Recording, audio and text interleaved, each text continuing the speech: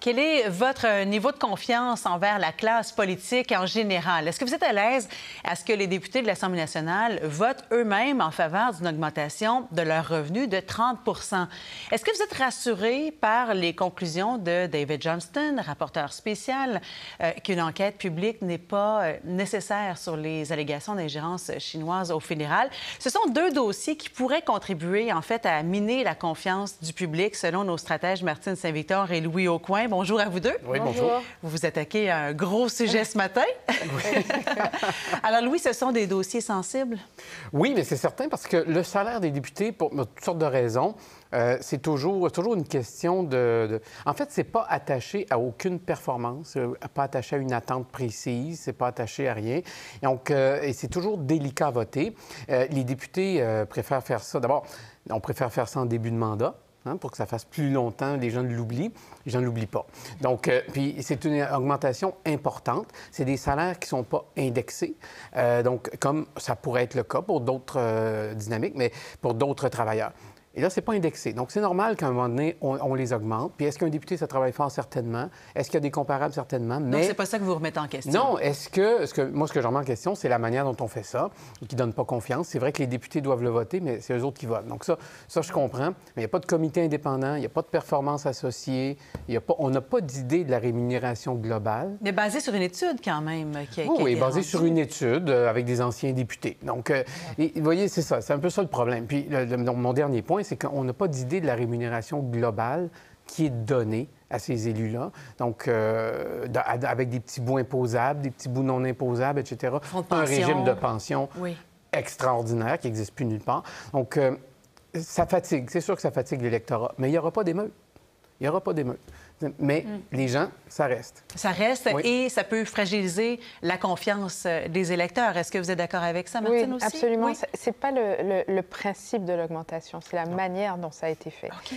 Effectivement, il n'y a pas de comité indépendant. On aurait pu avoir des dirigeants d'institutions de politique publique, par exemple, qui auraient pu faire une étude et eux, au lieu que ce soit d'anciens députés, que ce soit ces gens-là. Donc, il y a ça. Et puis, il y a évidemment la période dans laquelle ça se fait. C'est-à-dire qu'on a des professeurs qui sont sous-payés.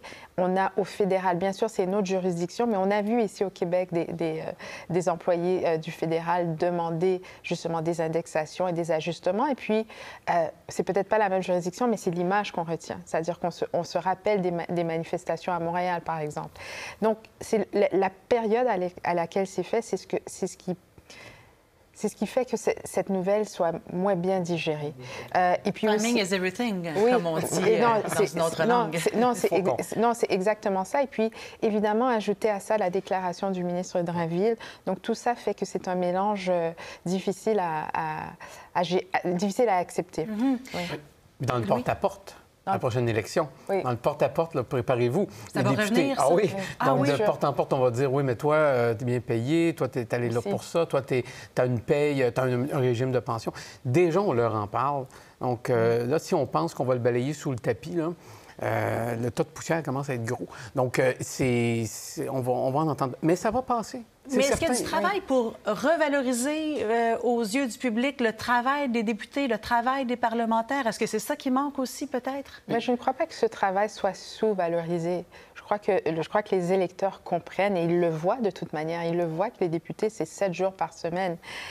Vous savez, dans cette question de confiance, ce que les électeurs reprochent souvent aux élus, c'est le manque de transparence.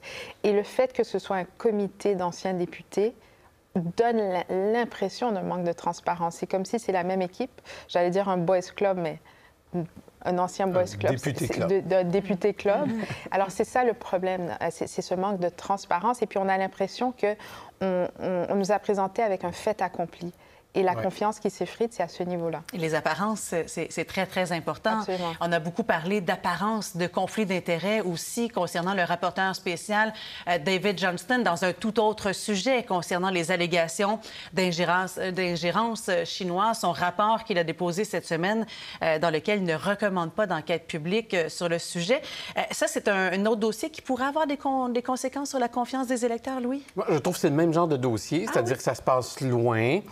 Ça nous concerne plus ou moins. Dans notre quotidien, bon, à la fin, que les députés soient payés un peu plus, un peu moins, que le gouvernement fasse une enquête publique. Bon, mais la question se pose. Le rapporteur spécial, il termine son enquête en disant « Fiez-vous à moi.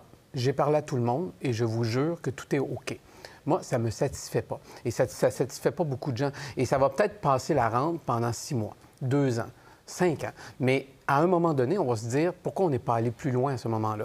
Et c'est ça, ça crée ce déficit-là de confiance avec la classe politique et avec les gouvernements. Et il continue à se creuser. Moi, je pense qu'on le voit sous nos yeux parce que dans quelques années, on va revenir et on va dire, voyez, l'indice de confiance continue de se dégrader envers les élus. Bien, c'est à ces moments-là qu'il se dégrade tranquillement.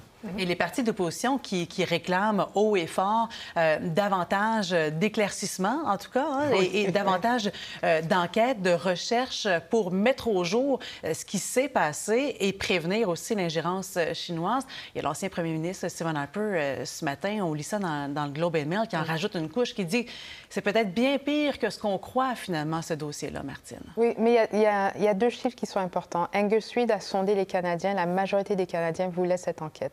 Alors, d'un côté, le gouvernement a répondu à la demande, aux souhaits des électeurs. Donc, ça, c'est très bien.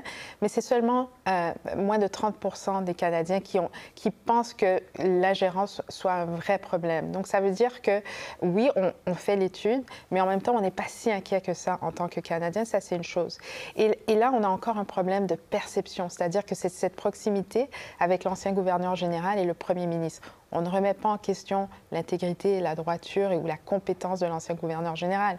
Ce qu'on remet en question, c'est sa proximité, sa proximité personnelle, si on veut, avec le premier ministre. Donc le problème, il est surtout là. Sauf qu'aujourd'hui, ce qu'on voit dans la presse, qu'on a vu dans le Globe and Mail aussi, c'est cette lettre ouverte de l'ancien gouverneur général et qui explique, qui détaille son processus. Et ça, c'est important parce qu'il nous explique en 850 mots à peu près une opération qui a été peut-être complexe parce que ni Louis ni moi, nous allions lire un rapport de 300 pages. Et là, l'ancien gouverneur général fait le travail pour nous, nous l'explique. Donc, perception de transparence, et ça marche. Ça fonctionne pour vous. Vous, ça vous a rassuré dans un certain sens? Bien, c'est-à-dire que ça m'a permis de bien comprendre parce qu'il y a une complexité dans des termes que je pouvais comprendre, c'est-à-dire un suivi que je pouvais comprendre. Et c'est surtout que dans cette lettre ouverte, l'ancien gouverneur général n'est pas tout à fait satisfait. Il dit « je vais continuer. Voici ce que j'ai trouvé, voici ce qui m'inquiète et je vais continuer ». Et le titre, il dit « il n'y a personne qui va m'empêcher de faire mon travail ». Alors, moi, ça me rassure. Je ne sais pas si ça a marché avec Louis, qui est toujours un peu plus sceptique. J'ai un problème avec un rapporteur spécial à qui on dit « va voir s'il y a quelque chose de pas correct dans tout ça, c'est secret, on va en connaître plus ». Il revient puis il dit « j'ai tout vu et je peux pas t'en parler, c'est un secret ». Donc, vous voyez, pour moi, ça fonctionne pas.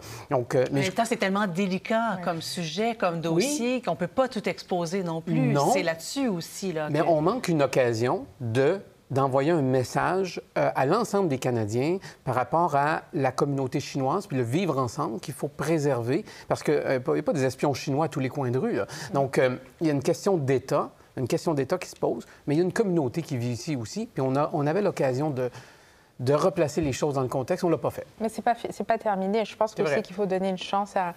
Ils ne pouvaient pas tout faire en quelques jours, en une semaine. Je ne crois pas qu'on va arrêter de parler ni de cette étude demain matin, ni de cette ingérence demain matin.